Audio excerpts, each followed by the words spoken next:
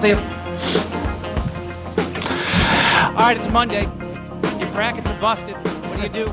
It was a hell of a weekend. Whether it comes to basketball, hockey, it's March Madness. We love it. We love it all. If it's sports related, it's here on the Jeff Dubay Show with Jason McGovern. I'm Jeff Dubay.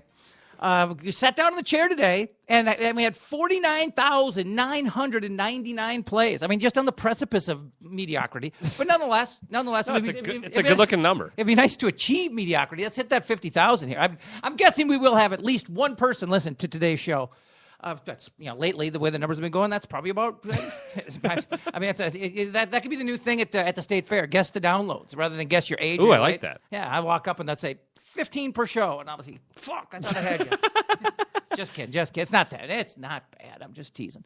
But it was a hell of a weekend. As a matter of fact, let me bring the computer closer because if I look to my left, this microphone might not pick me up. Yeah, stay right on that. I got to put them right next to each other. Let me put these right next to each other. I got the long cord now. But wow. Yeah, she said, "Hey, oh shit, there goes the Coke. I just spilled the Coke. Oh god, and there's the computer, and there's the phone. Oh my god, what a way to start the show. Oh god, new computer, Coca-cola, new phone. By the way, just for anybody. I just spilled my any kind of.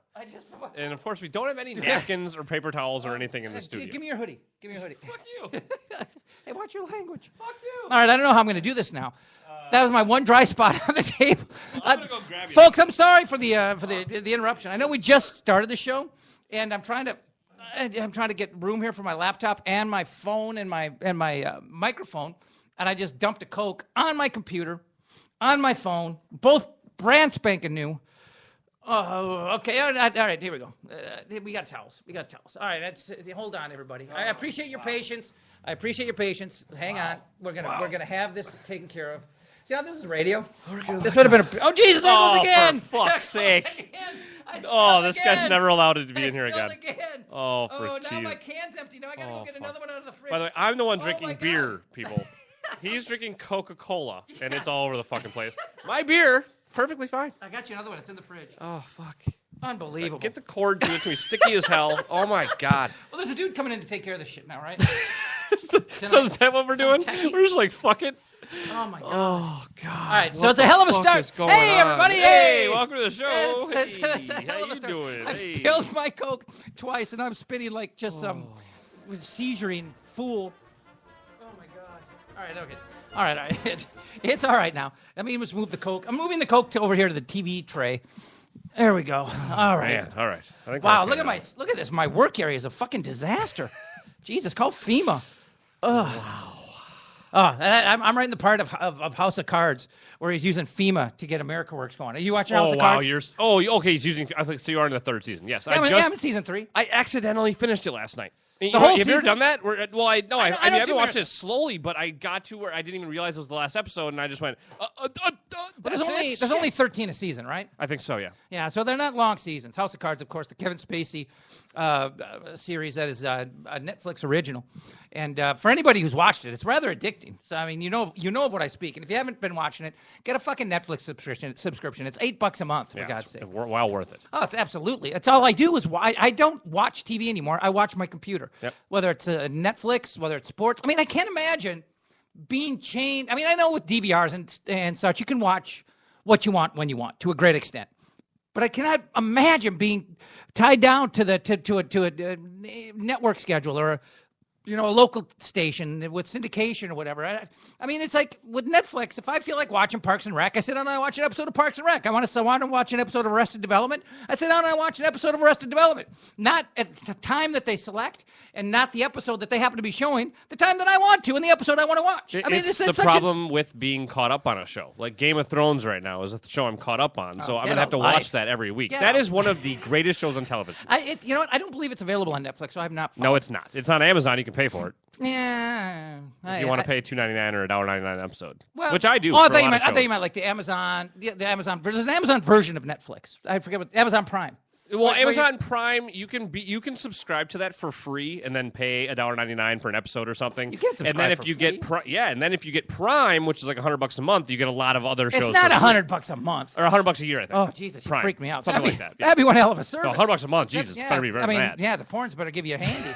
The porn, all the adult stuff better come with a happy ending, if you know what I'm saying. $100 a month. I do.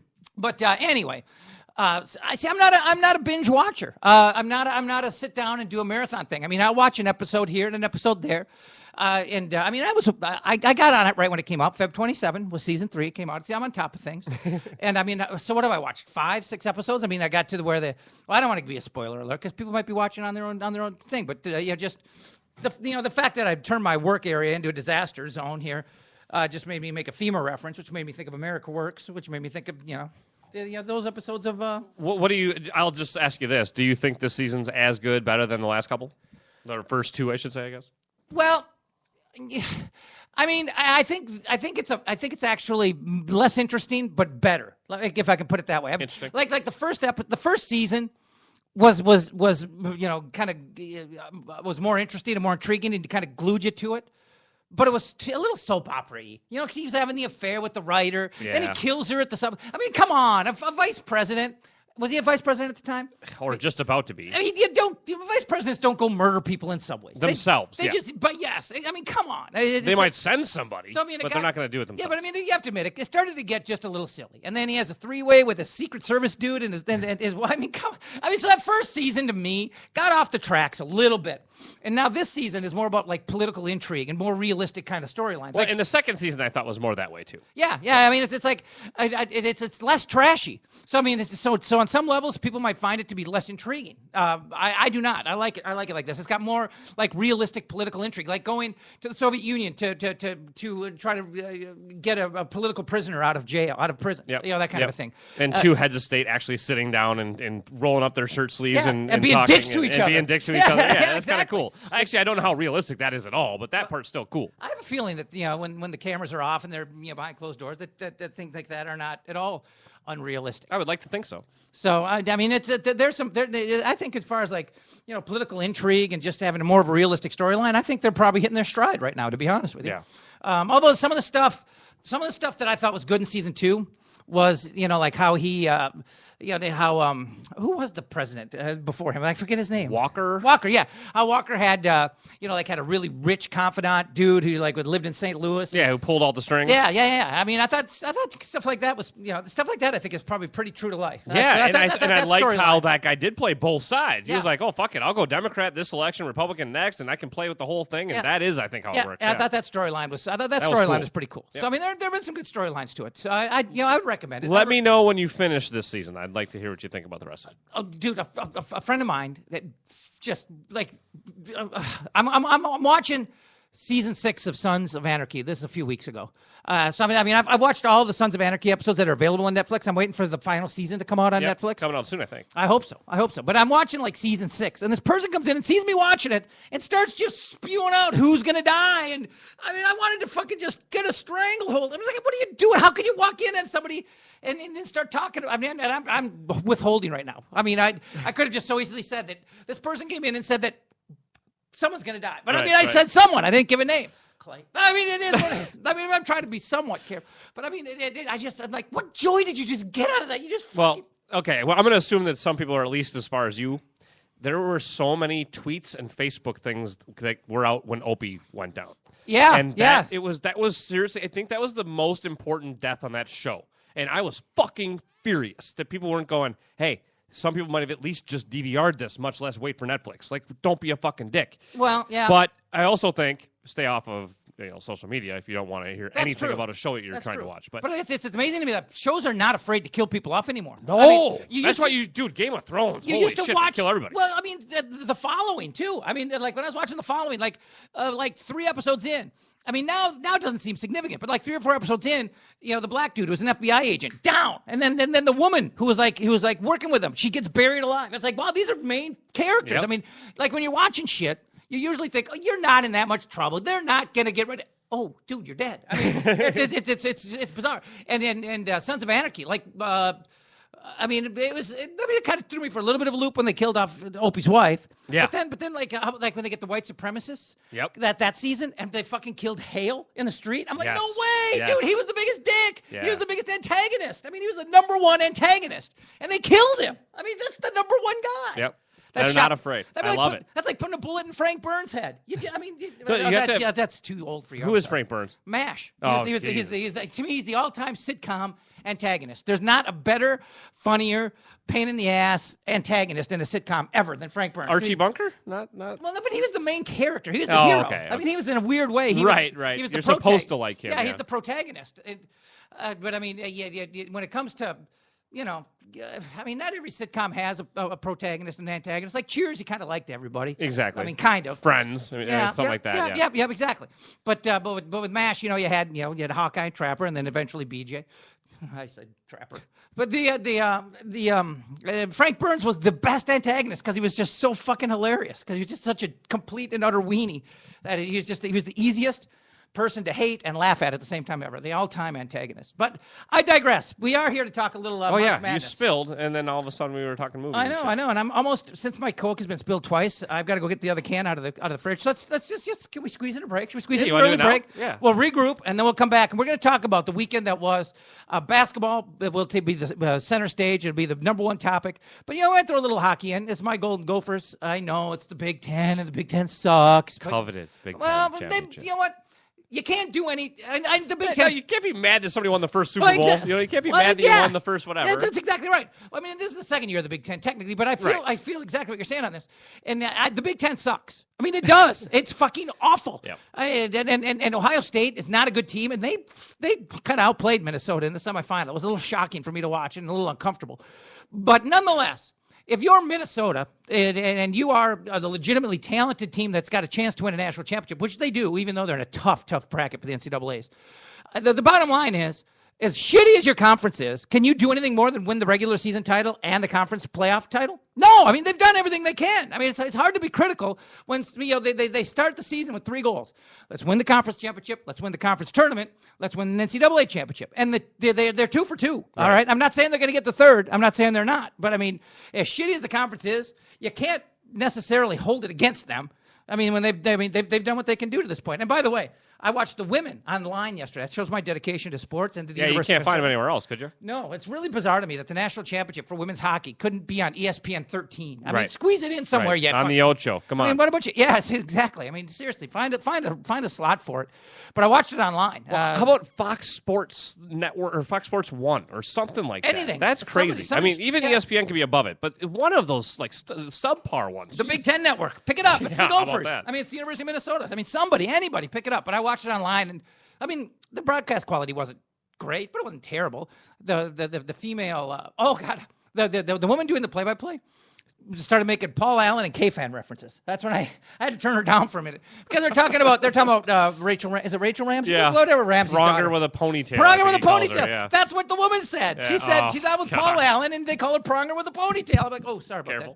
So yeah, they made that reference. I'm like, wow, it sounds like something he would say. I mean, I wouldn't know because I don't listen to that station, but it sounds exactly like something he'd say. Yep. All right, let's take a break. We'll be back and talk some hoops. Hi, everybody. This is Alyssa. And this is Liz. And we're with the Focus Radio, where our focus is to bring you resources to grow your business and double your income. Join us on Mondays from 3 to 4 p.m. Central Time.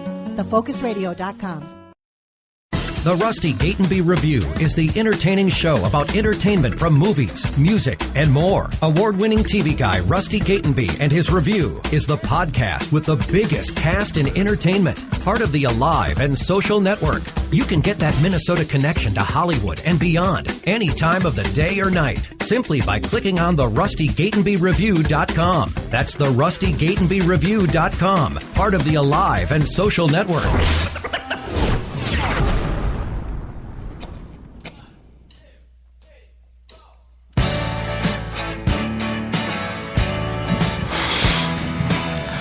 A lot of great shows on the Alive and Social Network. Just go to aliveandsocial.com because I'm sick of listing them. I mean, it's just too much.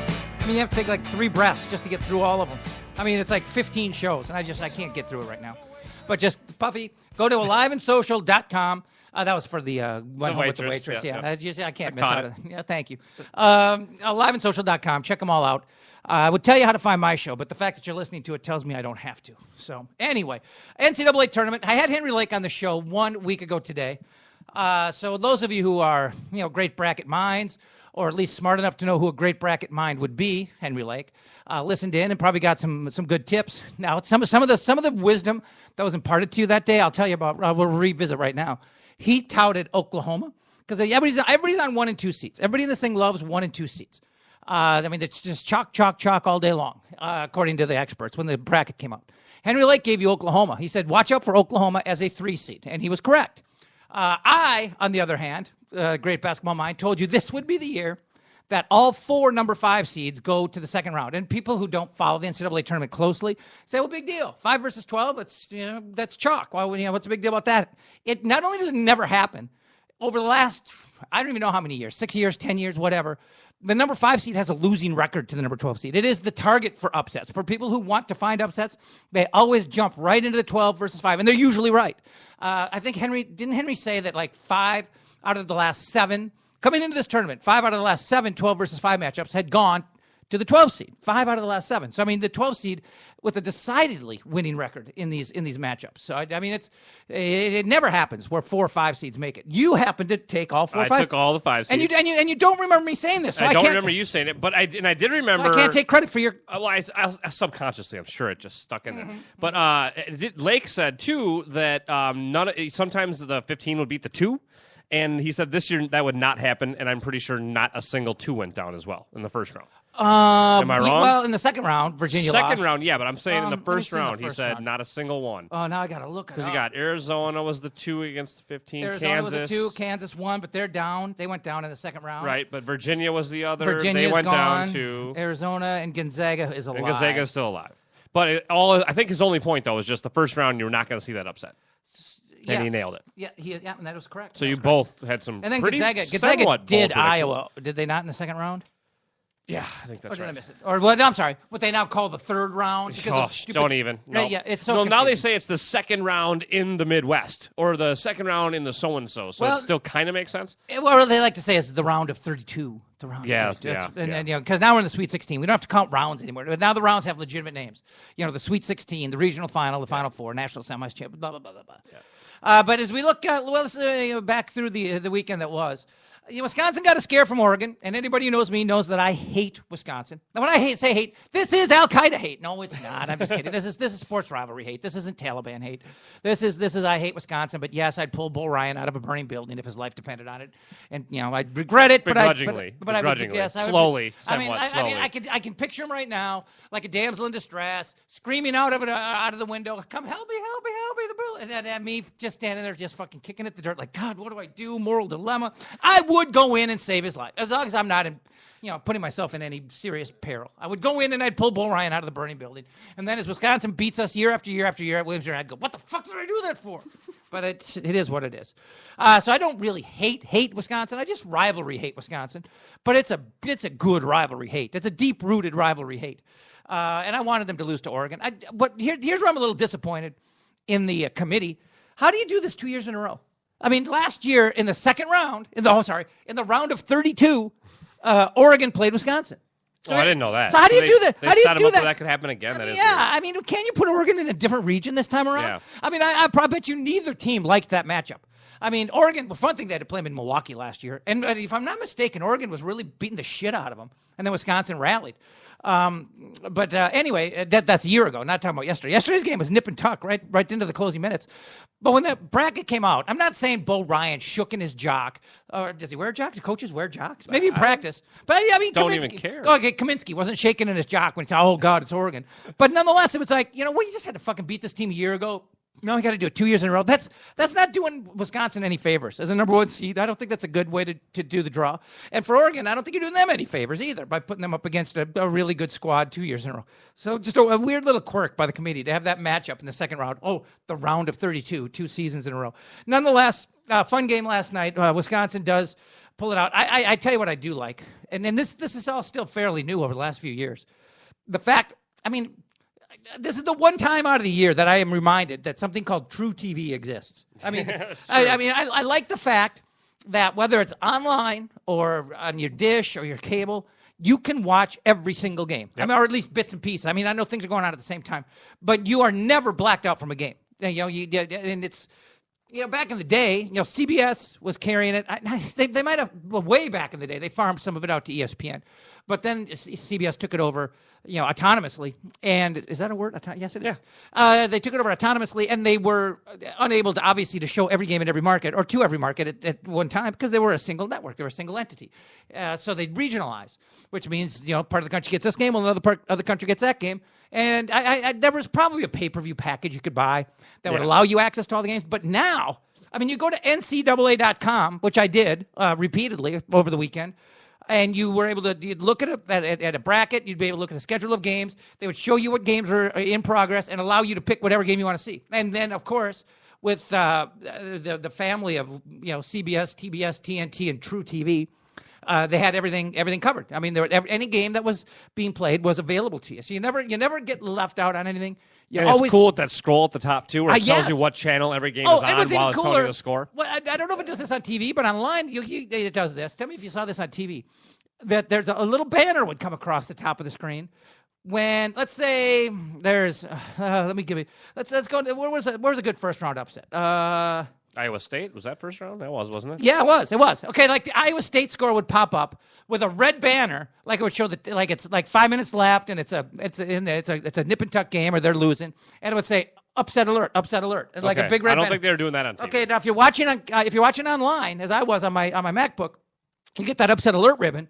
And you can just click. You're like, oh, wow, someone's about to lose. You click on that, and it flips right over to it. That's cool. It's really cool. And it also, if you're watching online, the other thing it has is the boss button. Now, this is brilliance. Are you familiar with the boss button? No. Okay, this is for people sitting at desks. It worked. Oh, to mute it? No. Oh, no, to bring up something else? It's like you're watching a game, and there's a boss button in the upper right corner. Shut up. You hit the boss button, and a bunch of pie charts and graphs pop on. No, that's fucking too cool. instantly, just a bunch of pie charts and graphs. So if somebody walks by, they think you're doing work. No matter where you work, you can. No matter where you work, you can get away with looking at a pie chart. Yeah, there's got to be some reason to. Yeah, so it's absolute brilliance, and I know they do it kind of as a joke, tongue in cheek, but I promise you, it saved people. Yes, there's people using that for sure. Absolutely, there are. Now, if there's smart bosses out there, they would look at what the boss button screen is and go around looking for that screen. But then you got to be a dick. Well, what you do is you just block NCAA.com if you're really a dick. Oh, yeah, I suppose if you're really that's what they would do. Yeah, that's true, too. And then screw places of employment that start, that block websites. If a person wants to look at a little porn and rub one out at work, then fucking more power to them. As long as they get their work done. Yeah. I don't know if I can jump on that bandwagon. No. I get it. I'm just kidding. You want to get rid of some porn sites. But like a buddy of mine, I told him to listen to the pubcast because of our weighty discussion about drug addiction. Yeah. And he happens to work at Hazelden. And he wasn't sure that he could get. Yeah, I sent him the link, but he wasn't sure that Spreaker would be allowable. Hazelden's got a lot of shit blocked up. I bet. Yeah, but he was able to listen to it. He was fascinated by it. He's a hell of a guy. But anyway, I digress once more. Well, mnpubcast.com for anybody else who wants to go listen to that. Good plug. Plug away. And what's your schedule for the week this week? Wednesday, not sure. After yours, after Wild Wednesday, and then Thursday at O'Gara's at 5. Now, do you love the touchy-feelies, or do you get a little sick of the touchy-feelies? What do you mean? I enjoyed seeing Georgia State beat Baylor, and the kid knocking down the deep three, and his dad falling over. Yeah. It was a good moment. That's cool. Yep. But by Saturday or Sunday, no, Saturday, because they would have played Saturday, because they were day one. Yep.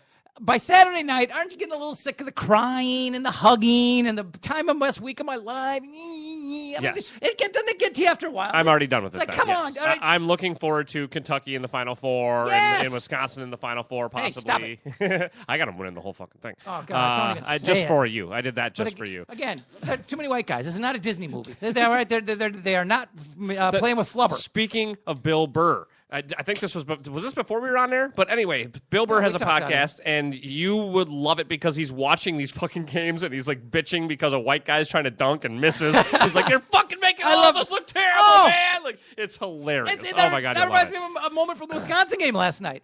Like Kaminsky. You know who Frank Kaminsky is, the big tall guy for Wisconsin. He's like a 7-footer. Yeah. But he's 6'10", 6'11", whatever. But he's got a post up game too.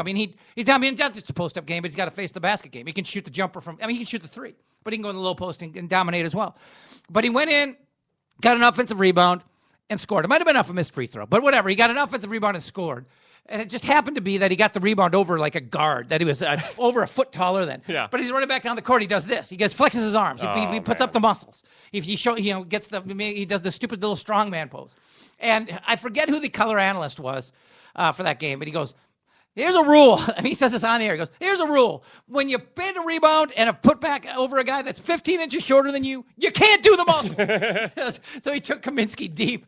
It was fairly funny. You'll love Bill Burr's commentary. I've got what's the name of his podcast? How do I find it? It's Bill Burr's Monday Morning Podcast or something like that. He does it Mondays and Thursdays, but What's the Thursday one called? It's the Monday Morning Thursday edition or whatever. Like he says he checks in on Thursdays. That's all. All right, it's funny. You'll like it. Did you get it on Spreaker or iTunes or? I get it on iTunes. iTunes? I would imagine it's on both, probably on multiple platforms. Well, I love Bill Burr. He's fucking hilarious. Oh, and actually, okay, one more Bill Burr thing. Yeah. He also talks shit about every advertiser he has. Really? Like, okay, so for instance, he has Trunk Club, which is just where you order clothes online and like you have a personal assistant that helps you pick out your clothes. Yeah. And they go, no hidden fees, no charges, no nothing, no shipping. You just pay for the clothes. And he's like, fucking bullshit. The clothes must cost more then. Like, who do you fucking think you're kidding? Go to trunkclub.com. Like, it's the greatest. Like, he's totally talking shit about his own advertisers, and then he just continues the ad. Get some more airtime. Yeah. I mean, hey, I'm talking about right now, and I'm thinking about it, so it might work, but it's hilarious. I've never heard anybody trash their own advertising. For some reason, people keep advertising, so it must have a method to the madness. There's no doubt about it. Just looking for some highlights here from the round of 64 or the round of 32.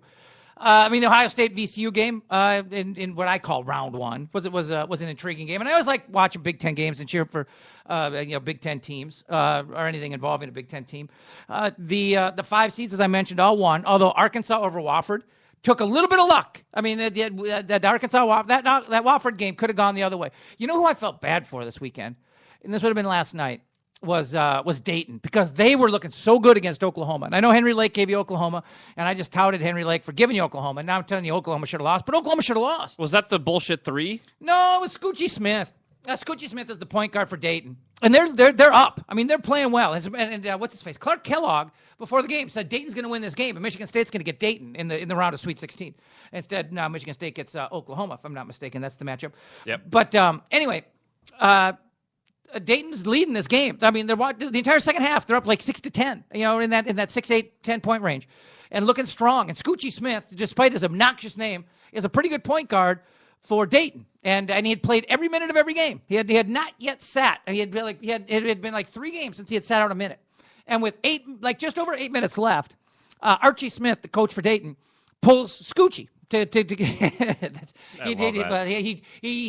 that's better than saying he gives him a blow. Don't you hate it when they say that on games? It's like, do you know what you're saying? That you you can't know how say that sounds? Can't say that. Just find another way to say it. They're giving the guy a rest. The guy needs a little rest. He needs to catch his breath. Don't say, it's a good time to give the guy a blow. No, it's really a shitty time to give the guy a blow. He's playing a basketball game.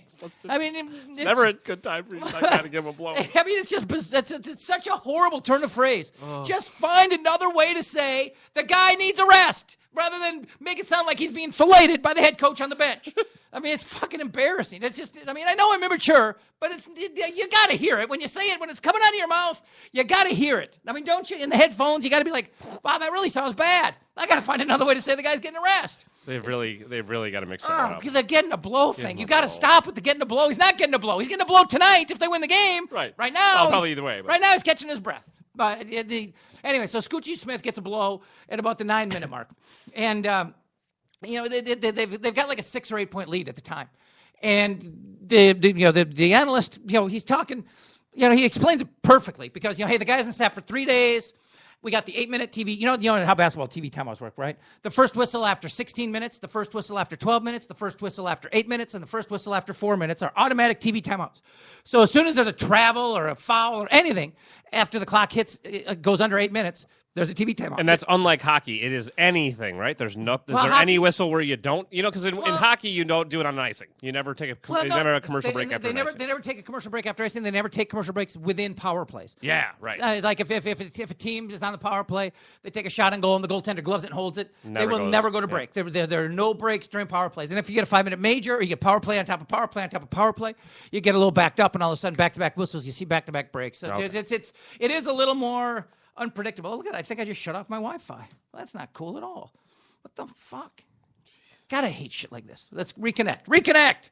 But boy, without Wi-Fi now, I feel naked. What were we talking about? Oh, but anyway, the analyst is describing it perfectly. They take Scoochie out, get him a blow with like 8.5 minutes or so, knowing that the next whistle is going to be a TV timeout.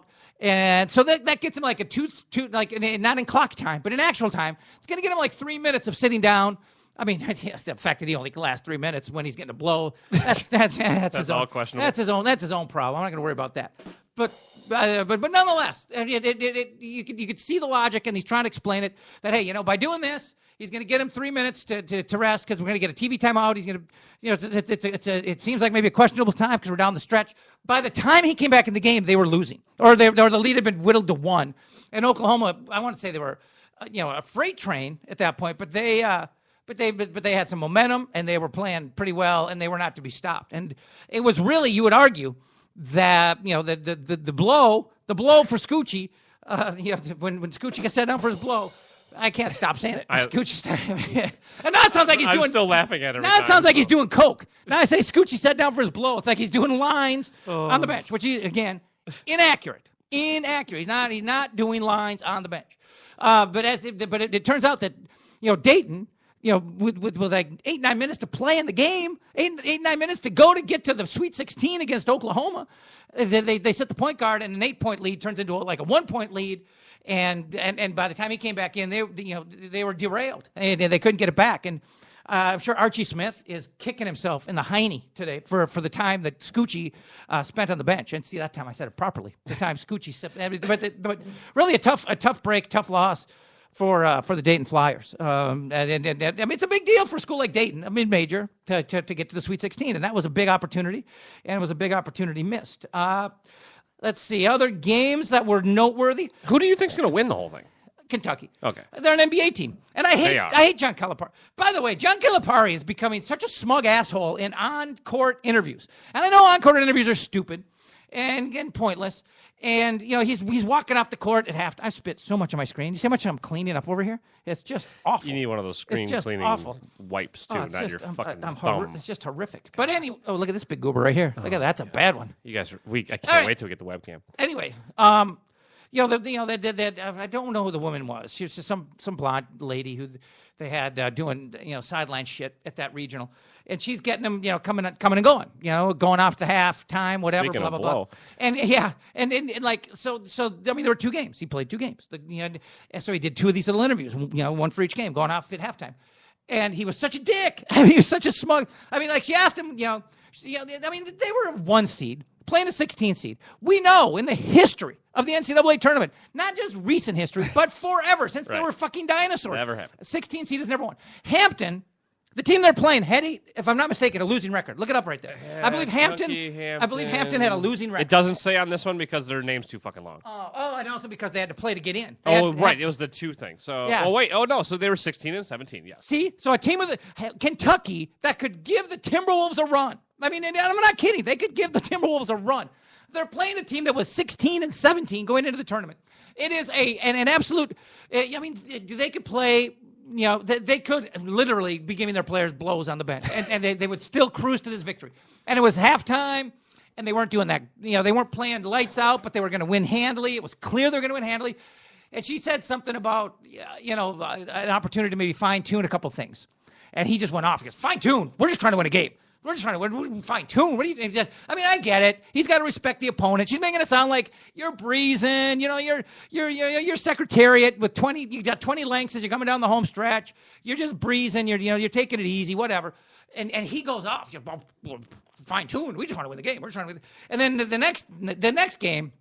She's talking about a couple of things that she says, okay, I can just see how her mind is working here. She's like, okay, I made it sound like they're fucking gods last time, and he took me to deep, so I'm going to get critical this time. And she goes, well, what do you do to try to slow them down or try to change their pace? To try to dictate the pace of the game because they're really dictating pace. He goes, well, we're winning, aren't we? Well, we're winning. So he goes the other way, and it's like, don't be such a dick. Number one, you're the all-time fucking cheater in the history of college sports. You are a fucking gangster.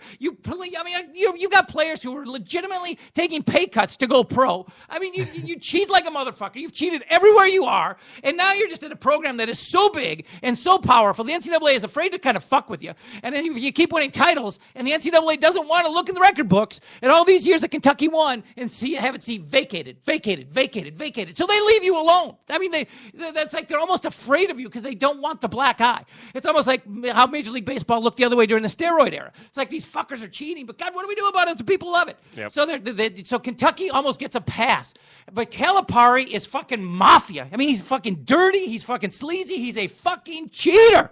And he's so goddamn arrogant. I hate him. And the fact of the matter is, I got to cheer for him this year because anything is better than Wisconsin. I mean, anything. The Godfather can roll in, fucking put a horse head in Bo Ryan's bed, and then Kentucky can win, and that's still better than Wisconsin winning. It's still better than Wisconsin winning. I'm a little worked up today. A little bit. But I gotta hate Wisconsin. I mean, I can't wait to root for Wisconsin in the Final Four. You've got him. Well, you've got him to I got win. him going all the way. So, yeah. I mean, I have a vested interest. I'm joking. I mean, and not a highly vested interest, by the way, since I Coke. saw in the Star Tribune that's illegal, and you can't have office pools, and I don't think have a that's bracket, true. people, blah, blah, blah. Wasn't that a bunch of shit? I saw that article stupid. that said if there's cash involved, it's illegal. But I do not believe that is true. If the person running the pool does not take a cut, I do not think it is illegal. And I think it's also below a certain amount. Yeah. If it's a $10,000 pool, Well, yeah. you got to pay taxes and shit. But if you do it under the table for less than $200, Yeah. I mean, like poker games, you can play poker Yes, at home for a exactly. certain amount. Exactly. But again, I don't think the house can take anything. So that's your point. So, like, is that nobody can take a cut. Right. If everybody throws in 20 and 100% of the pot is paid out without anybody taking a cut, that's not illegal. No. And by the way, it's not. Isn't that like Prohibition era? It's not like Elite Ness is going to bang down your door with a fucking FBI squad. Hey, you got a pool in here? Who's got a pool? Get everybody on the floor. I mean, Right. come on. No, the only reason that made the paper was because it was kind of just in case you didn't know, that is illegal. But go ahead, and it's a multi-billion-dollar industry, so enjoy. I know. But they knew better. They know that nobody cares. I know. It is kind of a silly. Who wrote it, by the way? I don't want to rip. I didn't it even It might be a see- friend of I mine. honestly didn't It might even be see like who Kent the Youngblood or columnist somebody. was, I don't yeah. want to rip my boys. So anyway, you've got 9 out of the Sweet 16. Do you know how you rank in your poll with 9 out of the Sweet 16 alive? Or your pool, I'm sorry. In my pool, I'm tied for second. See, now that's not. I mean, that tells you how hard this shit is. Yeah. I mean, in the last, I don't wonder how many years has gone back, but lately, at least it's been a trend. I want to say lately, that some giant, sum of money is offered by somebody, if some website or something. If you go perfect, Yep. I don't know who does it, and I don't know how long it's been around. Because it doesn't seem like this. I think it's fairly new, isn't it? I don't feel like I heard about one this year, but I do know that they do it. But it's like $1 million if you get a perfect Has anybody done it yet in the don't years that they've offered it? 'Cause think so. I can't imagine how. I mean, how could you possibly? With all the upsets, I don't understand how you could. And with things that are contingent upon other things. I mean, it's just. Well, I guess it doesn't matter because once you get one wrong, it doesn't matter how many dominoes fall because you're out of the running of perfection. But that makes it how hard it is, fuck. even if you can get some wrong. I mean, I had Iowa State going to the fucking Final Four. Yeah. That's I mean, the I'll end of tell my you this, bracket. In all honesty, how many people had Hampton winning that stupid play-in game against Manhattan? Even that, I mean, yeah. they were 16 and 17. I mean, that probably knocked out. But that would right there. In all honesty, if you took all the pools across America, that game alone, before the tournament ever really even starts, technically, that game alone would have knocked out over half of the competitors. Would it not? I mean, Manhattan's the higher seed with the better record. Much better record. I mean, and yeah. nobody knows shit about either team. Nope. So who do you think the half of America, like the majority of America, is going to be on? Manhattan, wouldn't they? I Yep. mean, just for common sense. I mean, Yep. why wouldn't they? Who Thank gives- God we don't pick that part. Yeah, and it's like, the winner's going to play Kentucky, so it's like a fucking meaningless game. Completely. But that game alone would have taken out half the competitors. Now, I guess there are some pools that give you the first round matchup, Manhattan/Hampton versus Kentucky. So you don't even have to. Some pools don't even make you pick that. That's game. what most of them are. Like this one that I'm in, because we just assume the one's going to beat the 16. Who cares? But I'm guessing a pool that's going to give you $1 million fucking is going to ask you to pick that game. Good point. I mean, I'm Good guessing. point. I'm guessing. You're damn right they would. Yeah, and because it's part. You know what? Holy shit! That's why it's called the first round. That's the thing. It's for Yeah. the gamblers. Nobody else calls it the first round, but it has to be called the first round for the gamblers to be part of it. That's what just it to is. justify its existence. Yep. Have you ever seen anybody spit more when they talk? No. Well, you know why? Because I'm missing a fucking tooth. Oh yeah, well you did it before that though. Yeah, but not as bad. Now I'm a lawn sprinkler. Now you're a sprinkler. Fucking, I'm a seltzer bottle. We'll take a break. We'll be right back.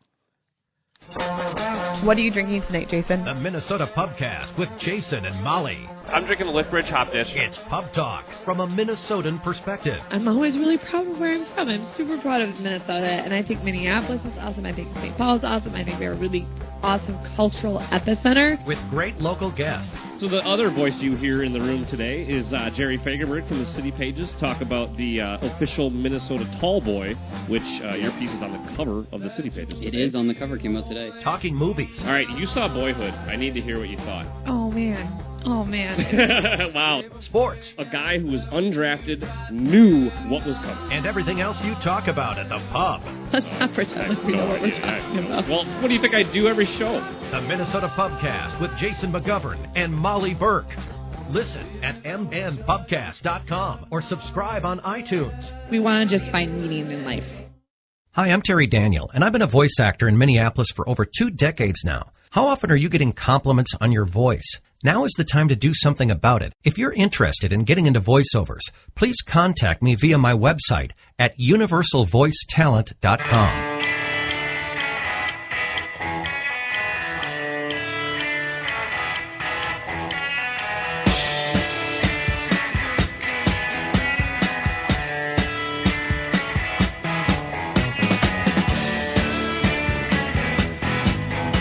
All right, we're back. I was just rummaging through the park closet. I brought Jason up a beer from the fridge downstairs and put it in the mini fridge upstairs because we don't have long enough breaks to get drunk during the show. And I didn't bring an opener. There's no bottle opener. I mean, it's not a twist off, and there's nothing sharp, jagged, strong, or edgy in this room other than me. Because... Wait. Yeah, put up. Since you feel so badly about it, I'm just going to run down and grab the bottle. No, opener. go ahead. I'll be right back. I can carry it. You know what I'm going to do? I'm going to read my text messages on the air. Oh, no, actually, that's a really bad idea. It's a really, really bad idea. Not just basketball this time of the year, but obviously also a big time of the year for hockey. But before we get into that, let me do a little plug for the rest of the week. Because it's going to be, I think it's going to be a really fun week on the Jeff Dubay Show. But, when isn't it a fun week on the Jeff Dubay Show? I mean, this is kind of redundant to even say. But nonetheless, tomorrow, Twins Tuesday. Oh, shit, I got to call Brandon and Ted and let them know what time we're doing the show. Because I'm not sure. I'm just not sure what time we're going to do the show. It doesn't matter. See, it's a podcast. But tomorrow, Twins Tuesday, there's a lot of stuff going on in spring training. A lot of people... a lot of split opinion on Alex Meyer and his being sent to the minors, and but also a lot of people really like the way things are going down in spring training for a number of different reasons. We'll talk all things Twins tomorrow, Twins Tuesday. Wednesday we are at Bennett's again, which we love, the Chop and Rail House on West 7th. And Joe Bennett, for those who don't know him, he's a diehard Bulldog hockey fan. Yeah, I know. But he's from Duluth, so I give him a little leeway. But it's just, fate would have it that the Gopher hockey team is playing the Duluth Bulldogs, UMD Bulldogs, in Manchester. Manchester's in New Hampshire, correct? They're Manchester, New Hampshire. I think it's from New Hampshire. I think so. I'm not sure. But anyway, it's the Northeast Regional of the NCAA tournament. It's in Manchester. It's sold out, and it's because BU is the top. Well, because number one, it's a college hockey frenzied area. They're great fans. And also because BU is nearby, and they're the number one seed in that region. But the Gophers match up against Minnesota Duluth in the regional semifinal, the first round, the round of 16 for the hockey tournament. And since Joe is such a diehard Bulldog fan, I'm trying to arrange an interview with Scott Sandlin, the Bulldogs head coach, and also because it's pertinent. I mean, they play the Gophers. I just told you that. And so we're going to try to squeeze that in. It's one of those things where they're traveling Wednesday, and they got all kinds of practice during the week, and they don't like me that much to begin with. So we got to juggle and move. No, I'm just kidding. Bob Nygaard was very helpful to SID up in Duluth, as was Bruce Siskey, a friend of the program. Our program, and the hockey program in Duluth as well. But anyway, bottom line, we're going to try to squeeze in. I'm going to try to get in here in the morning and try to tape this interview with Sandlin so we can play it for Joe Bennett at Bennett's on Wednesday, and for the Rubes as part of Wild Wednesday. So we got Twins Tuesday tomorrow with Brandon Warren, Ted Schwetzler, and then we've got a Wild Wednesday from Bennett's with McGovern, with Tony, with Scott Schweitz, and hopefully with Scott Sandlin as well. So a lot of cool stuff going on this week. What else was I got? Oh yes, and it was a reasonably intriguing hockey weekend for a couple of reasons. I mean, the Wild smoked St. Louis, and I watched most of this game. And since I guess what night did they lose to the Capitals? Was it Thursday? Wednesday or Thursday. I think it was Wednesday, Thursday. I thought, but yeah. Well, no, because we were no, we were there Wednesdays. We were at the show Wednesday, so it was Thursday. Okay. It was a little disappointing. I mean, a little disappointed to see him go down like that at home to a team that they had just beaten on the road. I didn't like the way it looked either. It didn't look like a good way to lose. And they came on. I mean, they came on in the third. They fell down 2-0 in the second. Ovechkin, I mean, what can you do? Fucking A. I mean, what a sniper. He's going to score 50. He's got a rocket. He's going to score 50 this year. So anyway, Ovechkin puts him down 1-0. A few seconds later, they go down. And within a minute, they're down 2-0. Late in the second. But in the final minute, I mean, late in second. The final minute was like the last 10 seconds, wasn't it? I mean, it was late. Yeah. Where Christian Folin scores, or Folin. Again, we've got. It took us a while to get through Dubnyk, but since he was so good, we got it fast. It's Dubnyk. Remember, we didn't know it at first? Yeah, Dubnyk, Dumba. And then there's Dumba, Folin. It is Folin, though, right? But he doesn't play enough, so nobody knows. I don't think he scored the other day, so I'm hoping that we get a pronunciation. Yeah, I mean, as a matter of fact, when he scored, I thought, sweet, it's 2-1, and yes, somebody's going to tell us how to pronounce his name. It's Folin, whatever. He fucking scored. So it's 2-1 going into the third. And I mean, that's, as a Wild fan, you're thinking, hell yeah. I mean, we've seen this before. We're all right. We're not afraid. And then fucking Ovechkin scores again. And so it's 3-1. I mean, he scores in the third. I mean, to kind of piss on your parade. Wild score, late power play goal. I think it was Spurgeon, if I'm not mistaken. And then they had some chances. They had some really good chances. And I hope people are done railing on Thomas Vanek, by the way. Yes. He's putting up numbers. He's playing great. He was a fucking warrior in this game. He got the shit kicked out of him, but he didn't care. I mean, this guy, he committed. I mean, he went to the fucking bloody nose alley, as Doug Woog likes to call it, and he took a couple of Christian Brothers bow ties, as Doug Woog likes to call them. Wooger's got all of them. That's good. Yeah, and I mean, Vanek went to the paint, and he got beat on, and he kept going back for more. Was that the game that Parisi got the shit kicked out of him too? Or no, that was St. Louis game. Okay. No, that was Nashville. That was Nashville. Shea okay. Weber. Oh my God, were they all over him? Yes, that was in Nashville. Shea Weber was being just a complete dick. I mean, he's just I mean, that's Parisi though. I mean, Parisi. Yeah, I mean, Parisi has a league-wide respect. I mean, he's Captain America. I mean, people don't dislike him, but I think they get sick of playing against him just because he's such a... Never stops. Yeah, he's an energy guy, and it becomes a pain in the ass. But he's the kind of guy... I mean, the game he plays, if he didn't have that league-wide respect, he's the kind of guy who would get his ass kicked all the time. Yes. I mean, people would almost...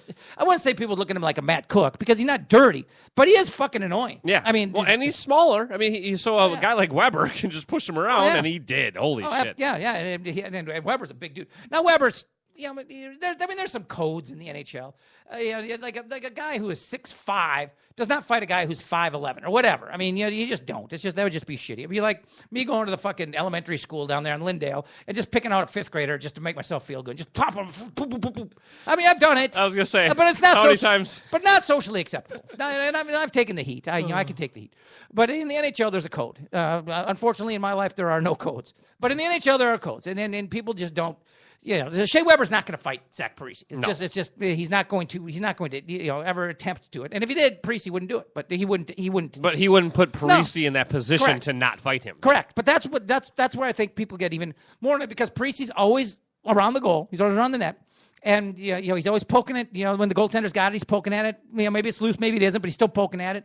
So I mean, he's going to take some shots. He's not going to get in fights, but he's going to take some. He's going to take some some shots. He's going to hear some things. He might hear a naughty word once in a while. He might hear a stern word from time to time from the Shea Webers of the world.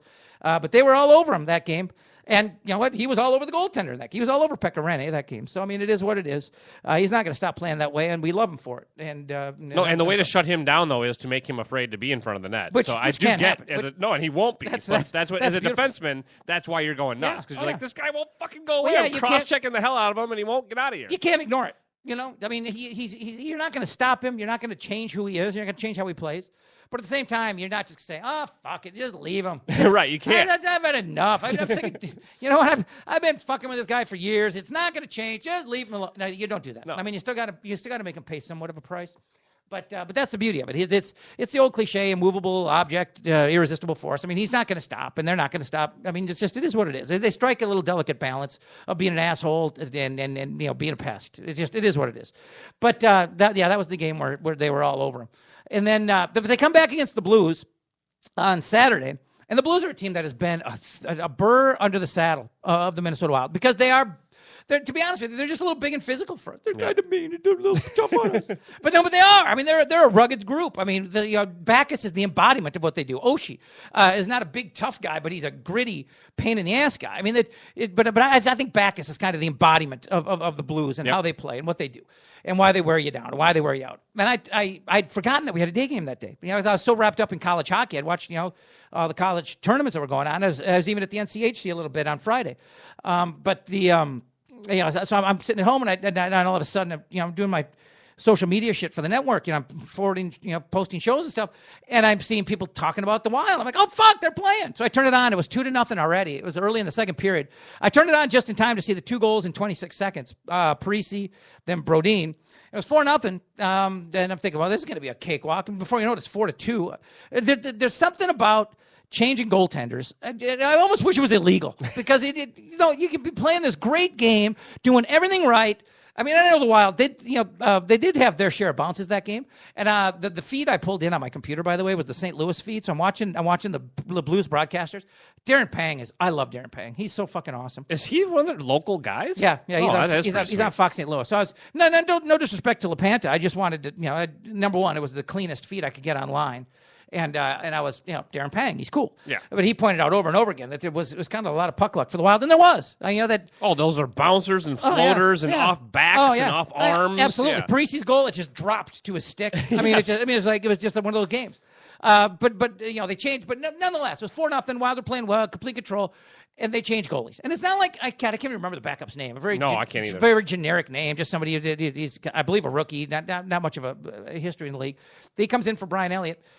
And, it's like, here he comes. But at the same time, you're like, I fucking hate this. We're playing good. We're in control. They're changing goalies. And there's just something weird about changing goalies. And sure enough, boom, it's 4-2. It's like, fuck. I mean, it's just not fair. It's not fair. Because we're ahead. We can't change goalies to revert. I mean, we're going to keep the guy in. I mean, we're ahead 4-2.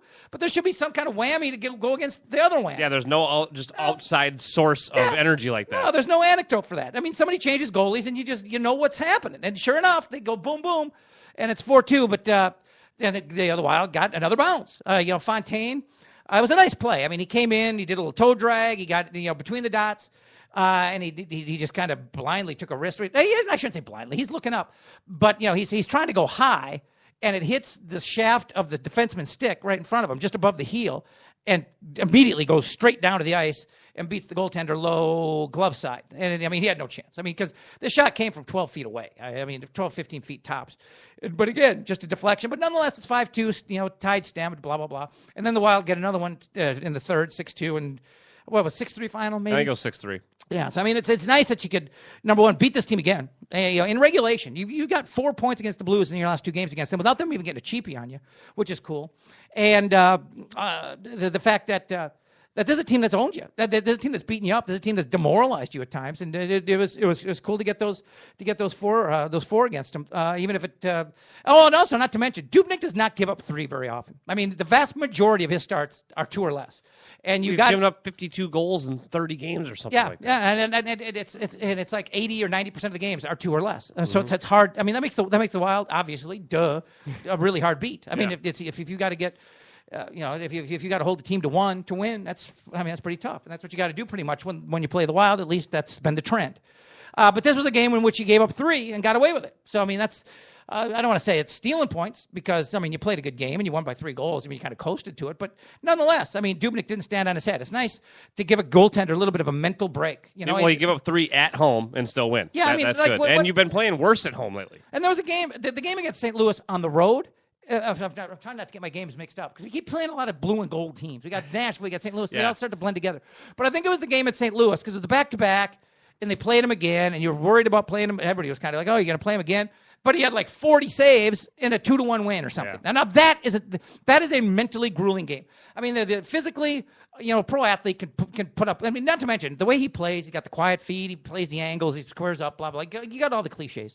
But he's not Dominik Hasek. He's not a human slinky. I mean, he is a guy who's doing it quietly with quiet feet and good positioning, and he makes it look easy. He's kind of the Ryan Suter of goaltenders, where it looks like after a game he might not even need a shower. I like that comparison. Yeah, but a game like the game against St. Louis on the road where you got to make 40 saves and hold him to 1, I mean, that's mentally grueling. I mean, that's just like you get done with that game and you just need a nap. I mean, it's not necessarily not physically. Yeah. I mean, it's just you have to be so damn locked in. And I'm not saying that he was, looking in the stands, waving at folks, and picking up chicks or anything against the Blues at the X when they won 6-3. But I mean, there is a certain degree of mental vacation to that game. I mean, you're ahead 6-2. You're ahead 5-2 after 2. You're ahead 6-2 early in the third. I mean, you are not grinding. I mean, I'm not saying that there's not effort, and I'm not saying that there's not concentration. But that's the kind of game where, hey, he gave up 3. He didn't look super sharp.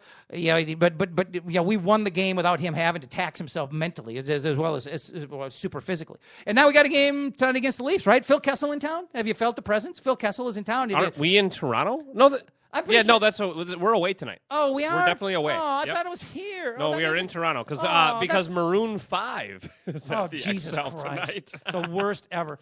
Adam Levine is such a douche. So bad. Adam Levine, if you can hear me right now, and I know you can't, fuck you. You're such a douche. You're such a little fairy. God, I hate the guy. I hate Adam Levine. Although I posted an article on Facebook that kind of featured him because it was about having ADD. Or 20 things to know if you love somebody with ADD. And I basically used it as an excuse for being a pain in the ass. So I posted it, Look, he is too. Yeah. So I mean, I kind of unwittingly aligned myself with the douchebag. And the last Maroon 5, I don't know if it's the last Maroon 5 album, but whatever album had Moves Like Jagger on it is the worst piece of shit I've ever heard about. It's such a bad album. Here's how you know how bad they are. It's such a bad album. I work with a 25-year-old gal who is not embarrassed. Yeah, I mean, baby. she goes to like Sam Hunt, if you know who that is. It's like country rap shit. Jesus Christ. She like wrote Kid Rock? Yes, but way worse. Okay. She wrote on like our employee Facebook page, looking for the night off. She wrote, "Guys, I'm really embarrassed to say this, but I've got Maroon 5 tickets. Can anybody work for me next Monday?" Oh. So if she, a No 25-year-old gal, a little embarrassed. well, she's embarrassed. Yeah. So think of that. If you have any integrity or if you actually like good music, you cannot like Maroon 5. I mean, there was a day, So bad. on a scale of 1 to 10, there was a day in the early days where I would have put them like at a 5. I would have put them as not good, but I don't hate them. Name a song that wasn't horrible that give me something in that But range. no, don't get me wrong. I can't didn't think of like a it. 5 from Maroon 5. The girl with the lonely smile, ask if you can stay a while. She will be loved. I mean, that was not horrible. okay, It's not okay. good. It's Just not pop good. I shit, would yeah. never in a million years buy it, nor would I download it. Okay. But it doesn't. I don't have to roll down my You don't window. want to gouge your ears out. I don't have to roll down my window and vomit as I'm driving down the highway. But Moves Like Jagger, I mean, I punched the radio out of the car. I mean, I'm just fucking, God, you're just fucking terrible. Who are you kidding? This is dumb. Or what was the ballad on that album? About when the morning comes or something? The phone booth. I'm at a payphone. No, that one. well, that, Isn't it no, that that's one? but that Isn't one that too. The same that album? One, yes, that one too. But that one, oh my God, this I is hate. the one about like it's like in the morning I gotta I'm a little go. embarrassed by how much you know. Well, of Maroon because 5. for the time I was going out with a girl who loved Maroon 5. Oh. Because she loved The Voice, and it's the only season of The Voice I ever watched. It was the season with the gravelly voice, soulful singer from Egan. What's his name? The dude with the beard. I would never know. Oh, really? Because I don't know anybody who won any voice. Well, no, he didn't win, but he was done. Well, especially not somebody just got on it. No, but I mean, you're kind of in touch with the local scene. I guess a little bit, I mean, but he started- no, I yeah, don't he know was his name. playing- Maybe if you said it, I would know. Well, he was playing bars and shit. I mean, he made a name for himself. I mean, Well, wait a minute, not Tim Mahoney, not the guy that comes on our shows here. No, okay, no, because he was on The Voice. No, was he really? Yeah, I didn't know he was that. on The Voice but a few years ago, Really? I think. Yeah. Well, this is a few years ago too. But Yeah, that's why I thought maybe. But it was him. there's a guy from Egan. He like looks like an old man, kind of. He had a beard, and he kind of looked older than he was. But in all honesty, I mean, I hate shit like this. I hate The Voice. These are karaoke contests. That's all they really are. They're glorified karaoke contests. Well, because you're just singing. But You're I not will an say artist. that- Yeah. Yeah, exactly. And then trying to make a recording artist out of somebody like, I mean, it nauseates me. It's It gross. nauseates It's me. gross. Yeah, but but this guy did actually have a really shockingly good soulful voice. Like if you heard him sing, you'd think you're listening to like Bill Withers. You're waiting to see like an 80-year-old black man, and then you see this white dude from Egan. You're like, what the fuck? I'm sure you've heard of him. I think I would know the name if you said it, Yeah. but I definitely do not know off the top of my head. On that note, we're gonna wrap her up. All right. We've gone long enough. My ears are sweaty enough. That's how I can tell when the show's over. My ears have gotten sweaty enough that the headphones keep sliding off. Headphone set 2 Yeah, for we those got that to also that work point. here, just so you know. So tomorrow, Twins Tuesday, Wednesday, Wild Wednesday, Pubcast coming up Wednesday and Thursday. Molly Burke actually will be in. Yeah, Molly Burke's back. Shocking. AliveAndSocial.com to check out all the shows. Suhan, Gatenby, the Twin Cities Hit Show, The Great Northern Sex Cast with Kelly Guest. I can't remember them all. But Focus Radio. Yes, AliveAndSocial.com. At least another one. AliveAndSocial.com.